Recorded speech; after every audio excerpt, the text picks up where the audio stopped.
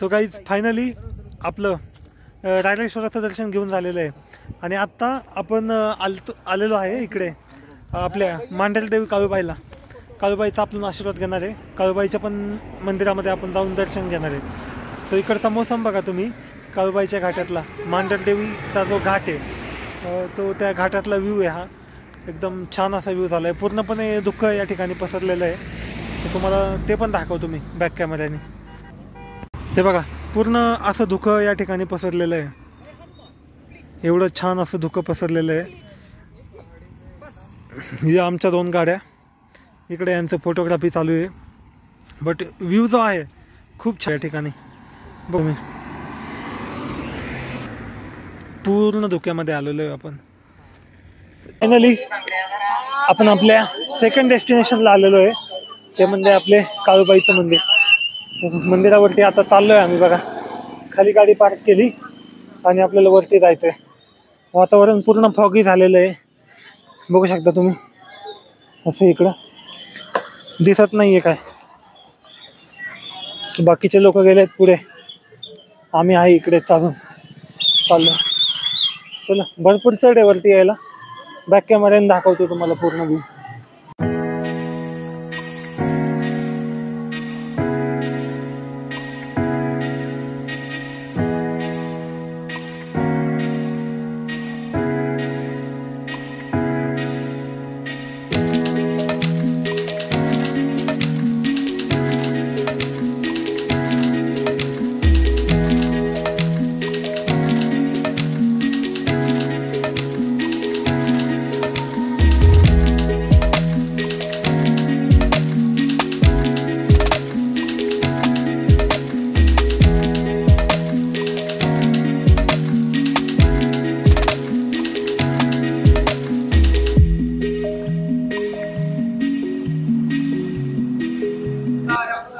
मित्रांनो बघू शकता माझ्या बॅक साईडला हे आपलं मेन देवीचं एंट्रन्स आहे.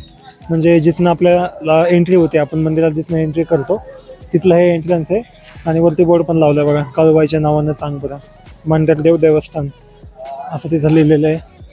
बघू शकता पूर्ण फॉगी वातावरण झालं.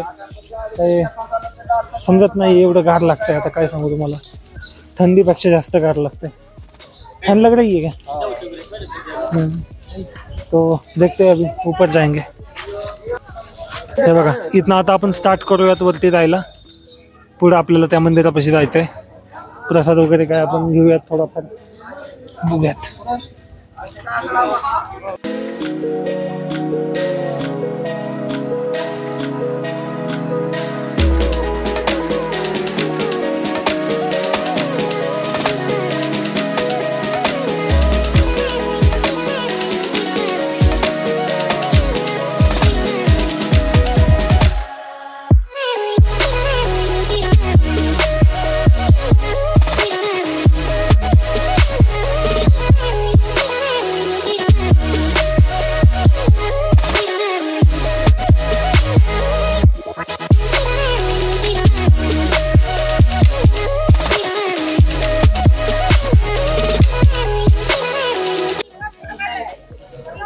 सो गाईज फायनली मंदिराच्या बॅक साईडला आलो आहे दर्शन घेऊन आम्ही. बघू शकता तुम्ही पूर्ण फॉगी वातावरण झालेलं आहे. मंदिराचा कळस आणि त्या साईडला मी तुम्हाला दाखवतो. चलो उधर चलते. बघा इकडं जर आपण आलो तर पूर्ण या ठिकाणी फॉग आपल्याला पाहायला भेटते. आणि मी मागच्या वेळेस आलतो तेव्हा हे काम नव्हतं झालं. हे बघा आता हे जे नवीन दगडांचं काम केलं आहे ते पूर्णपणे त्यांनी नवीन बांधकामात केलेलं आहे. म्हणजे एवढ्यात मंदिराचं काम जे आहे ते चांगल्या पद्धतीने केलेलं आहे त्यांनी. सो मस्त वाटलं एकदम येऊन. आणि आधी ज्यावेळेस मी पहिल्यांदा आलतो त्यावेळेस माझा एक्सपिरियन्स होता की या घाटामध्ये एंट्री केल्या या परिसरात आल्या एकदम मला फ्रेश वाटलेलं. एकदम पॉझिटिव्ह एनर्जी अशी इंटेक झाली आणि ते मला जाणवलेलं. त्याच्यामुळे मी आवर्जून यांना पण म्हणलं की आपण इकडं पण गेलं पाहिजे. बिकॉज इथली जी पॉझिटिव्ह एनर्जी आहे ना ही खूप जास्त महत्त्वाची असते आपल्याला. म्हणजे सर्वांसाठीच धार्मिक स्थळावरती जी एनर्जी असते ती आपल्यासाठी खूप या ठिकाणी महत्त्वाचं काम करत असते. आपल्या दैनंदिन जीवनामध्ये आपल्या प्रत्येक गोष्टींमध्ये आपण जे जे काय करतो त्या सर्वांमध्ये. तर असाच देवीचा आपल्या आशीर्वाद राहिला पाहिजे आपल्यावरती. देवीचं दर्शन घेतलेलं आहे, प्रसाद घेतलेला आहे आणि मी आता तुम्हाला दाखवतो बॅक कॅमेऱ्यानी व्ह्यू मंदिराचा. हे बघा, हे मंदिर पूर्ण फॉगी वातावरण. हे बघा, इकडे बघू शकता तुम्ही, लोक पण इकडे बसलेले आहेत.